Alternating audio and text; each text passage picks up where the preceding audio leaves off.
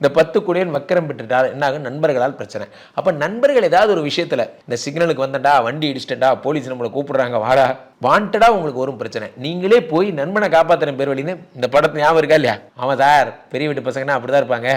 எந்த சிக்னல் நான் மாட்டினேன், மிமிக்ரி பண்ணி நைட் எல்லாம் உட்கார வச்சு உங்களை மிமிக்ரி பண்ண விட்டுருவாங்க. ஏன்னா 10 கோடியன் வக்கரம் பெற்று, சார் நான் சும்மா வந்தேன் சார், என் ஃப்ரெண்டை காப்பாற்ற வந்தேன். ஃப்ரெண்டை காப்பாற்றுறதுக்கு மிமிக்ரி பண்ணுவியோ?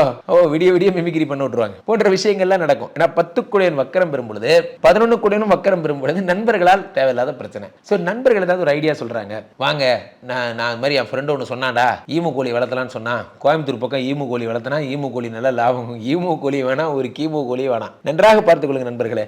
உங்க கையில் ஒரு 1 லட்சம் ரூபாய் இருக்கு, இது மட்டும் 4 பேருக்கு தெரிஞ்சிருச்சுன்னு வச்சுக்கோங்க. பேங்க்காரங்களுக்கு தெரிஞ்சிச்சுன்னா உடனே வந்துருவாங்க. கமான் வாங்க ஒரு லோன் போடுங்க, இன்சூரன்ஸ் மட்டும் போட்டுருங்க, மாசம் 50,000 ரூபாய் நீங்க இஎம்ஐ கட்டினீங்கன்னா உங்களுக்கு 1 கோடி ரூபாய். உங்களுக்கு ஏதாவது ஆயிடுச்சுன்னா அந்த பணம் தான் உங்களை காப்பாற்றும். ஏய், நல்லதே சொல்ல மாட்டீங்களாடா. மொத்தத்தில் இந்த 1 லட்சம் ரூபாய் உங்க கையில் இருக்கக்கூடாது. ஸோ 11 கோடியன் வக்கரம் பெறும் பொழுது உங்க நண்பர்களே தவறான ரூட்டுக்கு உங்களை கூட்டு போவாங்க.